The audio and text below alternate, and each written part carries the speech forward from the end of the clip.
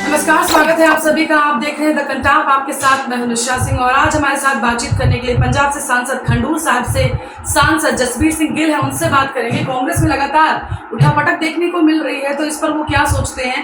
जिस तरीके से इन दिनों मनीष तिवारी का भी कल काफी सारा ट्वीट जो है वो सामने आ रहा था, कांग्रेस के अंदर एक तरह से कहा जाए तो रार दिखाई दे रही है। इस पर इनका क्या व्यू है, जसबीर सिंह क्या सोचते हैं, उनसे बात करते हैं। सर, स्वागत है आपका।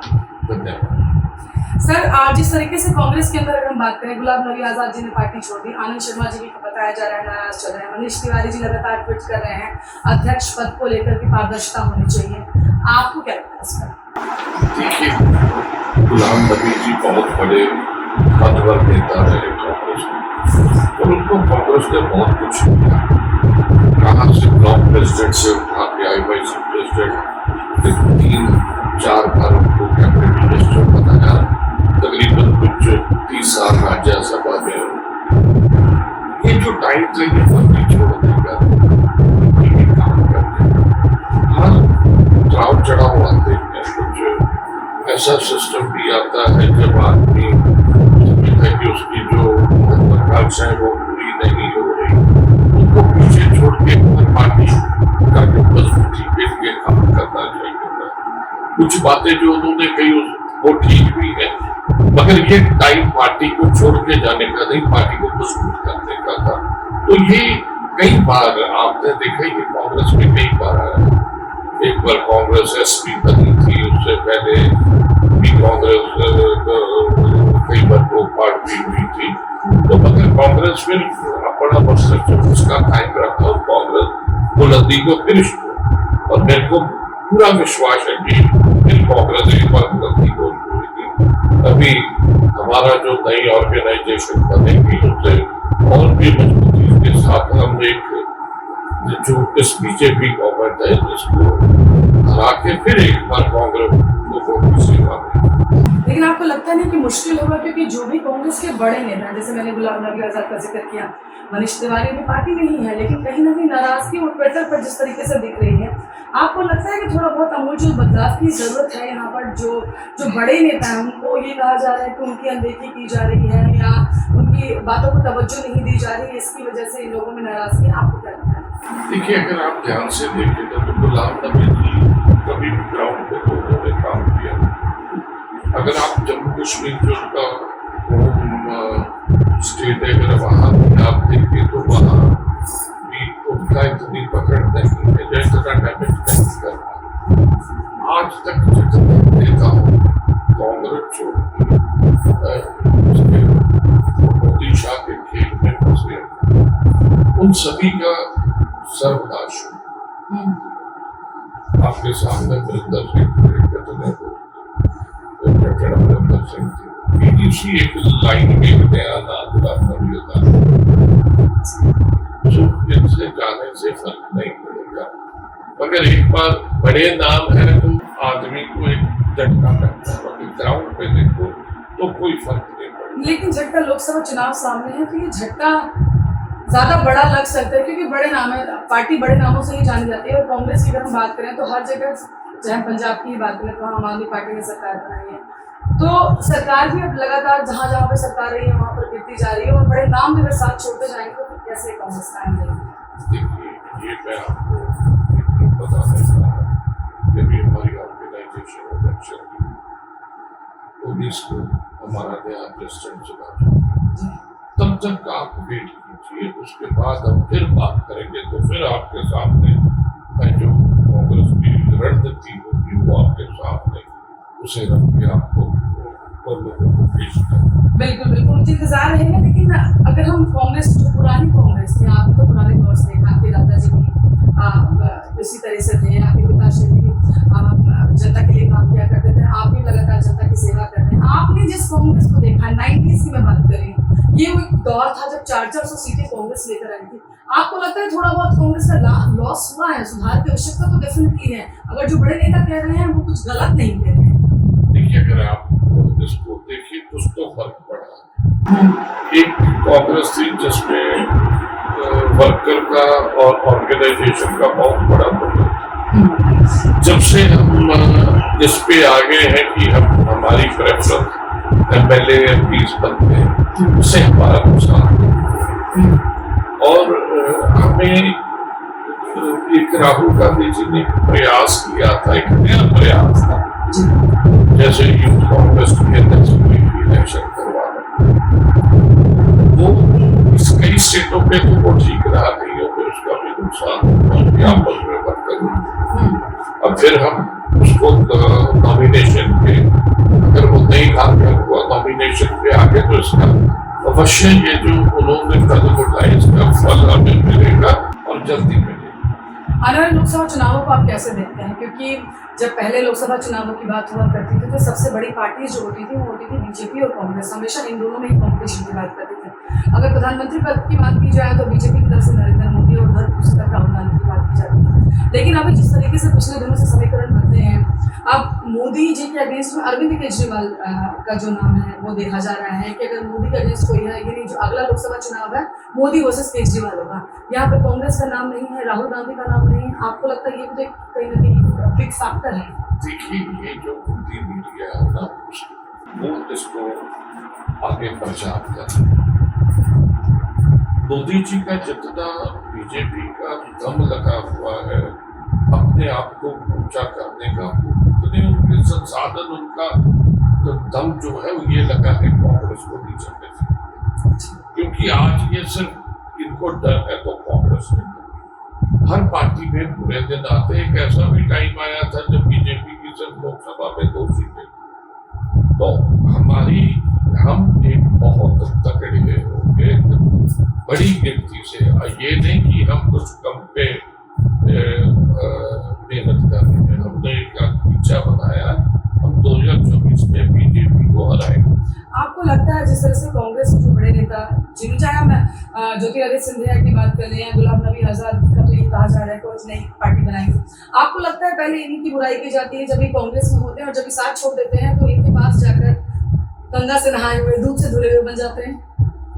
वॉशिंग पाउडर उनके पास बीजेपी लोटस है, जिल कमल के ब्रांड का जो ऐसा वॉशिंग पाउडर है कि अगर 700 चूहे खा ले बिल्ली फिर भी उसको जो है एक महात्मा का दर्जा दिया जाता है। आप अगर ध्यान से देखें, जिन लोगों को पार्टी ने थोड़े समय में बहुत कुछ दे, ज्योतिरादित्य सिंधिया ये हमारे हरियाणा से थे, जो युवा कांग्रेस के प्रेसिडेंट भी थे, क्या नाम था उनका, वो हो गए, जितिन प्रसाद हो गए, हरे त्रिपुरा के PCC, इन लोगों को बहुत छोटी उम्र में बहुत ज्यादा कांग्रेस में थे। आज वही लोग कांग्रेस को छोड़ के तो मैं ये आपको बताना चाहता हूँ कि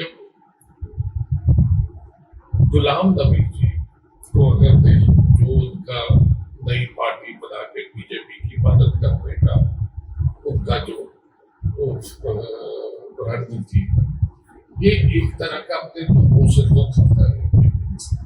और इन जो लोग जिन्होंने कांग्रेस की ऑर्गेनाइजेशन में काम किया है, पुराने कांग्रेसी हैं, आज वही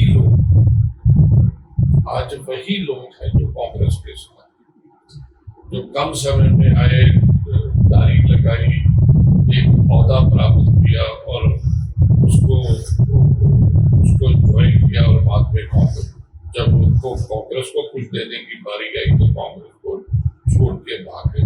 ये हमारी लीडरशिप को सोचना है कि हमें अपने लोगों को जो ऑर्गेनाइजेशन के लोग हैं उनको प्रमोट करना पड़ेगा, ना कि बात से। आपको क्या लगता है जिस तरीके से इन दिनों जो CBI और ED जो डिपार्टमेंट है वो काफ़ी ज़्यादा एक्टिव है, और ये अक्सर हमने देखा है, जैसे बिहार की अगर हम बात कर रहे हैं तो जब यहाँ पर बीजेपी और JDU की जब सरकार थी तो ऐसा कुछ भी नहीं हुआ, लेकिन जैसे यहाँ पर RJD और JDU की सरकार बनी, लगातार छापेमारी की कार्रवाई के हुए थे, जैसे कि इस वाले घर पर या यहाँ मॉल में छापा मारा जा रहा है। हम महाराष्ट्र की बात कर लें, हम मनीष सिसोदिया के घर पर हुए जो वहाँ पर रेड पड़ी थी उसकी हम बात कर लें, तो आपको क्या लगता है कि जो मोदी जी थे 2014 के समय की मैं बात करी, जो कांग्रेस की सरकार हुआ करती थी, तो वो सीबीआई को कहा करते थे कि वो पिंजरे में बंद तोता है, और जो कि जैसा सरकार कहती है वैसे ही करते। तो आपको लगता है कि आज भी वही चीज कायम है, यानी जो दूसरों पे आरोप लगा रहे थे आज वो बिल्कुल चीज हमें जमीन पर दिखाई दे रही है? देखिए, तब तो एक तोता एक पिंजरे में बंद था, अब तोता मैना कौवा चिड़ी कबूतर सब एक पिंजरे में बंद करके, आप सीबीआई ले लो, आप ईडी ले लो, आप एनसीबी ले लो, आप आईटी ले लो, आप कोर्ट्स ले लो, यहाँ तक कि कोर्ट्स में सबसे बड़ा एक साधारण आदमी का, इंसान का एक हक रहता था कि अगर मेरी प्रशासन में सुनवाई नहीं, अगर मेरी पब्लिक रिप्रेजेंटेटिव जो है वो सुनवाई नहीं करेंगे, कोर्ट तो मेरी सुनवाई करेगा। अब तो कोर्ट भी उनके इशारे पे डांस कर रहे, तो ऐसे हालात उन्होंने बना दिए कि जितनी कॉन्स्टिट्यूशनल इंस्टीट्यूट्स थी उनको एक एक करके निस्तनाबूद कर दिया, उनका वकार जो है उसका खत्म हो गया। यहाँ तक कि मैं मीडिया में बहुत विश्वास करता, मगर आप अगर ध्यान से देखो, अभी मीडिया का लगभग लोग बहिष्कार करें, उस पर आ नहीं, किसी भी खबर को मानने को तैयार नहीं।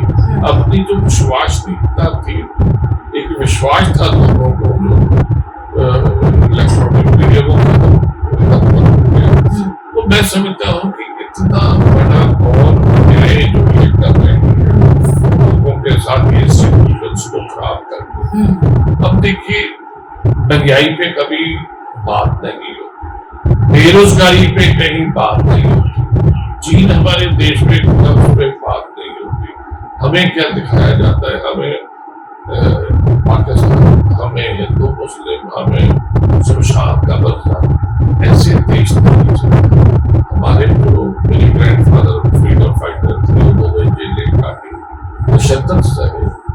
मैंने खुद, मेरे पिताजी ने कुर्बानी दी, उनको उग्रवादियों ने शहीद किया, मेरे पे 4 बार हमला हुआ, इसलिए नहीं था कि हमें ऐसी बंजर देखे जहाँ भाई भाई को मार रहा है, एक पड़ोसी से वो शक की निगाह से देख रहा था, सिर्फ इसलिए कि उसकी जैसा वेशभूषा अलग है। कभी सरकार का काम नहीं है कि लोगों को बताए कि वो क्या पहने, क्या खाएं, किससे मिले, किससे ना मिले।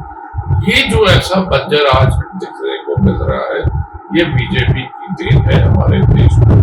आज हमारी लेटेस्ट आपकी फाइंडिंग्स हुई फ्रीडम ऑफ प्रेस, हम 84% तो एक हम अपने आपको विश्वगिर करते हैं, एक हम सुपर पावर बनने की कोशिश में है, ये तो इसमें ऐसे थोड़ा होना चाहिए। हमें सभी लोगों को साथ कहने को तो सबका साथ सबका विश्वास है, मैं तो सिर्फ ये कहूँगा, सिर्फ एकता ही साथ है, और विकास भी सिर्फ गुजरात का। आज जो भी नया प्रोजेक्ट आ रहे हैं वो गुजरात में आ रहा है, बाकी सारे देश में कोई प्रोजेक्ट ही नहीं आ रहा है। तो मैं समझता हूँ आज अरबों खरबों रुपयों की ड्रग्स पकड़ी जा रही है तो गुजरात के कोर्ट्स में। एक आदमी है जिसको करोड़ियों के भाव में एयरपोर्ट भी दिए जा रहे हैं, उसको सारे माइंस भी दिए जा रहे हैं, उसको सारे कोर्ट्स भी दिए जा रहे हैं। जो सरकारी संसाधन है, जो हमारे देश की शक्ति है, हमारे वो सारे एक आदमी को दिए जा रहे हैं। ये बराबरता वाला, सबके साथ वाला मेरे को ये लगता नहीं। देखिए कितनी देर आप लोगों को धर्म के नाम पे अब अपने लिए यूज कर सकते। अल्टीमेटली लोगों को रोजगार चाहिए, मकान चाहिए, खाना चाहिए, काम चाहिए। अगर आप नहीं दे पाएंगे तो लोग उठ के खड़े होंगे। तो आप ये कह रहे हैं सबके साथ सबका विकास नहीं हुआ है? नहीं, ये तो मैं सिर्फ कोई गुजरातियों को विकास गांधी का उससे उसी में से। और आपको लगता है कि ईडी और सीबीआई का गलत इस्तेमाल हुआ सिर्फ अपने फायदे के लिए या अपनी सरकार को बनाने के लिए दूसरी सरकार को गया ये हो रहा है। ये तो इन्होंने इस तरह की हॉर्स ट्रेडिंग की जो है एमएलएस की है वो लीगल करो। आप गिरी हुई अगर जहां आप सरकार बना नहीं सकते आप उसमें विफल हुए तो आप फिर क्या करते हो कि आप लोगों का दिया हुआ मैंडेट को नोटों से खरीद लेते हो, डरा धमका के खरीद लेते हो और अपनी सरकार को। यही काम इन्होंने कर्नाटक में किया, यही महाराष्ट्र में किया, यही मध्य प्रदेश में किया, तो हर जगह ये ऐसे काम कर रहे हैं। तो ये देखिए ये एक गलत तरीके गलत रास्ते पे चलती है और जो आप बोलते हो वही काट। अगर आप काटे बोलते तो आप ये जो आप करते पा रहे हो ये जो आप नया जो ये रास्ता देखे जा रहे हो कभी ना कभी आपको भी चलना पड़ेगा। बहुत धन्यवाद आपका हमारे साथ बातचीत करने के लिए जसबीर सिंह। Thank you. ये थे हमारे साथ कांग्रेस के सांसद जसबीर सिंह जिनका मानना है कि सबका साथ सबका विकास नहीं हुआ है, विकास हुआ है सिर्फ और सिर्फ गुजरात का। और जिस तरीके से सीबीआई और ईडी द्वारा जो छापेमारी की कार्रवाई की जाती है कहीं ना कहीं वो बदले की कार्रवाई है। अगर हम कांग्रेस की बात करें ओवरऑल अगर हम पूरे इस इंटरव्यू के साथ की बात करें तो कांग्रेस पर जिस तरीके से जसबीर सिंह जी ने बताया कि कांग्रेस एक बार फिर से उठकर खड़ी हो जाएगी। एक वक्त ऐसा भी था जब बीजेपी के पास भी 2 सीटें हुआ करती थी लोकसभा में, तो कांग्रेस के साथ भी कांग्रेस एक बार फिर से उठ खड़ी होगी। अभी एक बुरा दौर चल रहा है और ये बुरा दौर सभी के साथ आता है। आप सभी इस इंटरव्यू को लेकर क्या सोचते हैं कमेंट बॉक्स में जरूर बताएं।